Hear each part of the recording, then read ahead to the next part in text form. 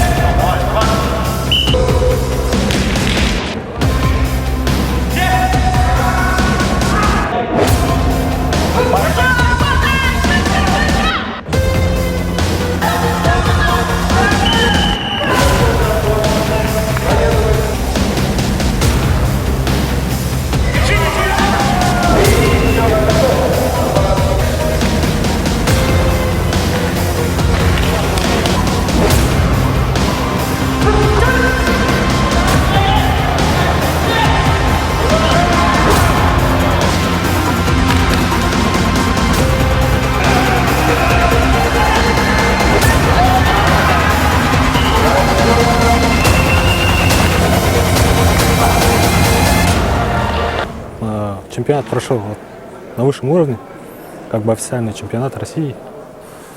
Да, все лето отдыхал. Вообще не думал, что я допущусь к этому чемпионату. До чемпионата месяц остался. Я там уже стал заниматься, готовиться к чемпионату. И вот месяц тренировки, вот успешные тренировки в Мадуне, в Центре национальных видов спорта. Да. Дали мне результат хороший. Все отлично. Вообще тренировки очень хорошие прошли. Вот результат, первое место.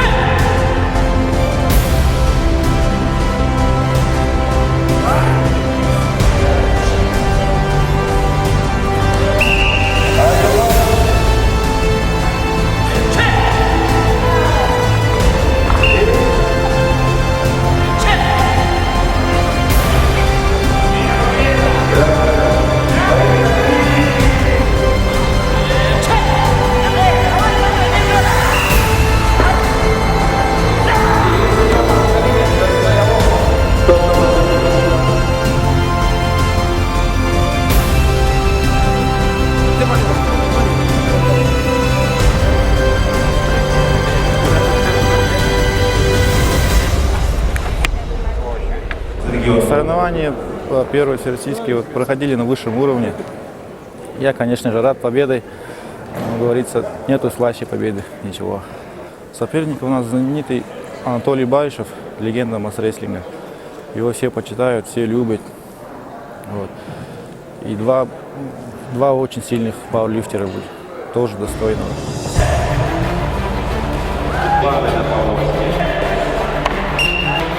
А мы приглашаем на помост Елена Еремеева, Санкт-Петербург. Мастер спорта.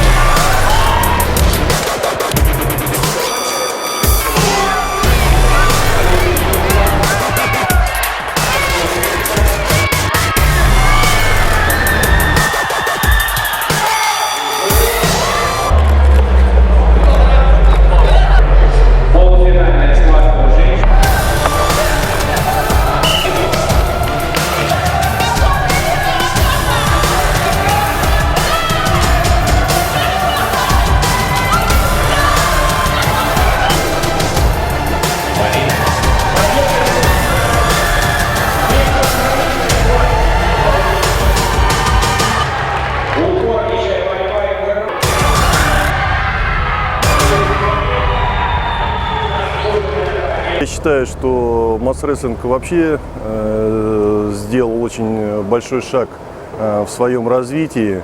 И проведение первого официального чемпионата России говорит о том, что те люди, которые развивают этот вид спорта, они делают шаги в правильном направлении. И я думаю, что с каждым годом на чемпионате России все будет большее количество участников и будет обостряться конкуренция.